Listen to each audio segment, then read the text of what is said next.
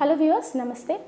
ఈ videos YouTube videos చూసిన తర్వాత చాలామందికి చాలా డౌట్స్ అనేవి వస్తూ ఉంటాయి అన్నమాట. కొన్ని డౌట్స్ వాళ్ళు కమెంట్ సెక్షన్లో పెడుతూ ఉంటారు.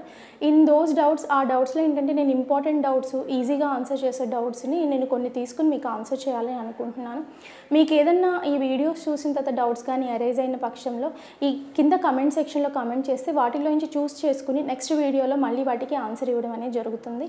సో జనరల్గా కామన్ డౌట్స్ నేను ఫస్ట్ నుంచి చూసుకుంటూ వస్తాను. ఒక్క అమ్మాయి అడిగిన డౌట్స్, అన్మ్యారీడ్ గర్ల్ రీసెంట్గా ఆపరేషన్ అయింది. ఆపరేషన్లో ఏంటి అంటే ఒక ఓవరీ అనేది రిమూవ్ చేయడం అనేది జరుగుతుంది. సో దాని మూలంగా ప్రెగ్నెన్సీ అనేది నాకు ఫ్యూచర్లో ఏదైనా ప్రాబ్లం ఉంటుందా అని అడుగుతున్నారు. జనరల్లీ ఓవేరియన్ సిస్ట్ అనేది రిమూవ్ చేశారు, ఓవరీతో పాటు రిమూవ్ చేశారు అంటేనే ఆ కండిషన్ అనేది ఎంత సివియర్గా ఉందో ఆలోచించుకోవాలి అండి. మీరు ఏజ్ గ్రూప్ ఏమీ రాయలేదు, అంటే చిన్న వయసు అంటే 21 years ప్లస్ రిమూవ్ చేసి ఉన్నట్లయితే తొందరగా ప్రెగ్నెన్సీ ప్లాన్ చేసుకోవడం అనేది ఇంపార్టెంట్. ప్రెగ్నెన్సీ రాకున్నా ఏం ఉండదు, ఇంకొక ఓవరీ అనేది సబ్స్టాన్షియేట్ చేస్తుంది కాబట్టి ప్రెగ్నెన్సీ అనేది ఇంకో ఓవరీన్ ఫాలికల్స్తో వచ్చే అవకాశం అనేది ఉంటుందన్నమాట. అది కొంతమందికి ఏంటంటే సిస్ట్ ఎండోమెట్రియోసిస్ మూలంగా రిమూవ్ చేయాల్సి ఉంటుంది. పర్టికులర్గా ఈ ఎండోమెట్రియోసిస్ మూలంగానే సివియారిటీ ఎక్కువ అయ్యి సిస్ట్ కానీ రిమూవ్ చేసినట్లయితే మాత్రము ఈ ఎండోమెట్రియోసిస్ అనేది రికరెంట్ కండిషన్ మళ్ళీ వస్తూ ఉంటుంది. సో పక్క ఓవరీ కూడా మళ్ళీ ఫ్యూచర్లో వచ్చే అవకాశం అనేది ఉంటుందన్నమాట. So A type of Sisto దాన్ని బేస్ చేసుకుని నెక్స్ట్ ఎంత తొందరగా మనం ఫ్యామిలీ ప్లాన్ చేసుకోవాలనేది ఆధారపడేసి ఉంటుందన్నమాట.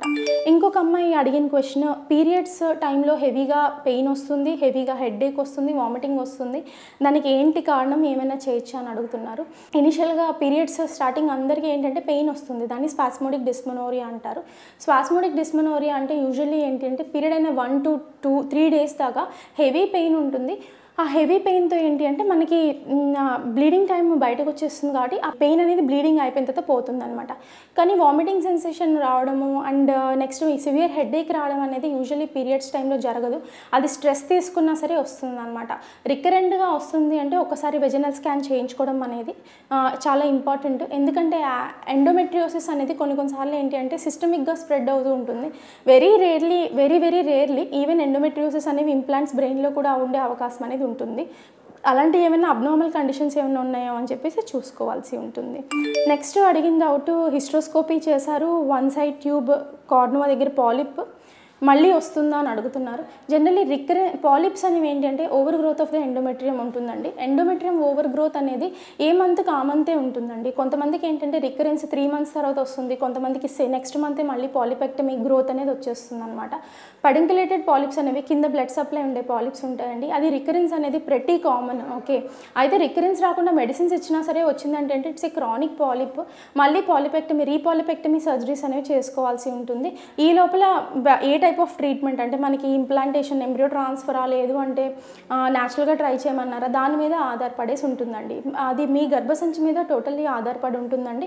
రికరెన్స్ అనేది కామన్ అండి, వచ్చే అవకాశం అనేది డెఫినెట్లీ ఉంటుందండి. ఎవరికే వస్తుందో అని చెప్పేసి మనకు చెప్పడం అనేది కుదరదు. కొంతమందికి అయితే ఒక పాలిప్ తీసిన తర్వాత 2-3 పాలిప్స్ ఏర్పడే అవకాశం కూడా ఉంటుందండి. అది గర్భసంచి ఎండోమెట్రియం పైన ఆధారపడి ఉంటుందండి. నెక్స్ట్ క్వశ్చన్ వచ్చేసి, హిస్ట్రోస్కోపీ చేశారు కానీ డేట్ రావడం లేదు, ఎన్ని రోజులకి డేట్ వస్తుందని అడుగుతున్నారు.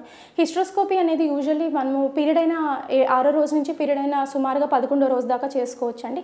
హిస్ట్రోస్కోపీ ఏ కండిషన్తో చేశారు, డిఫరెంట్ కండిషన్స్ వీస్ do hysteroscopy. Diagnostic hysteroscopy only మనం ఏదైనా ప్రాబ్లం ఉందా అని చూడటానికి చేస్తాం. కొన్నిసార్లు ఏంటంటే మేము ఐవీఎఫ్ ప్రొసీజర్లో ఎంబ్రియో ట్రాన్స్ఫర్ చేసే ముందు హిస్ట్రోస్కోపీ చేసుకుంటాం. కొంతమందికి ఏంటంటే పీరియడ్సే రావు, అంటే యాషర్మ్యాన్ సిండ్రోమ్ అని ఉంటుంది. సో ఆ కండిషన్లో మనం ఏమైనా అడ్హెజోలైసిస్ చేయొచ్చా అని చెప్పి హిస్ట్రోస్కోపీ చేసుకుంటాం. జనరల్లీ హిస్ట్రోస్కోపీ చేసిన తర్వాత రెగ్యులర్ సైకిల్స్ అయితే మాత్రం మీరు నార్మల్ సైకిల్ అయితే మీ పీరియడ్ ప్రకారమే వచ్చేస్తుందండి. ఇఫ్ మీకు ఇర్రెగ్యులర్ సైకిల్స్ అయితే మాత్రం it is not related to hysteroscopy. Doctor దగ్గరికి వెళ్ళి మెడిసిన్స్ తీసుకోవడం అనేది ఇంపార్టెంట్ అనమాట.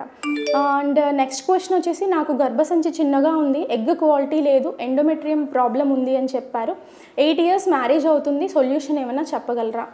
జనరలీ గర్భసంచి చిన్నగా ఉంది, ఎగ్ క్వాలిటీ లేదు అంటే ఇట్ కుడ్ బి మీరు చెప్తున్న ప్రకారం నేను అజ్యూమ్ చేసుకుంటుంది ఏంటి అంటే ఎగ్ నెంబర్ తక్కువ ఉంది అని డాక్టర్ చెప్పారు అండ్ గర్భసంచి సైజ్ కూడా తక్కువ ఉంది అని చెప్పారు అంటే మాత్రం దీన్ని ప్రిమెచ్యూర్ ఓవేరియన్ ఫెయిల్యూర్ అంటారండి. మీ ఏజ్ ఏమీ మీరు మెన్షన్ చేయలేదు. సో ఏజ్ని బట్టి ఏంటంటే కొంతమందికి పీరియడ్స్ అనేవి 40 సంవత్సరాలకు ముందే ఆగిపోతాయండి, దాన్ని మనం ప్రిమెచ్యూర్ ఓవేరియన్ ఫెయిల్యూర్ అంటాం.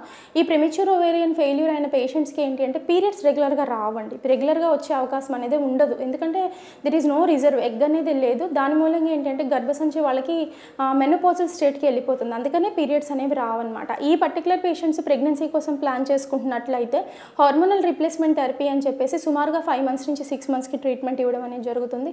5 to 6 months ట్రీట్మెంట్ ఇచ్చి గర్భసంచి సైజ్ పెరిగి బాగా ఉంది, ఎండోమెట్రియం పర్వాలేదు అనుకుంటే దెన్ ఎంబ్రియో ట్రాన్స్ఫర్ చేసుకోవడం అనేది జరుగుతుందన్నమాట. ఇవి పర్టికులర్ క్వశ్చన్స్ మీరు అడిగినాయండి, నేను ఇచ్చిన ఆన్సర్స్.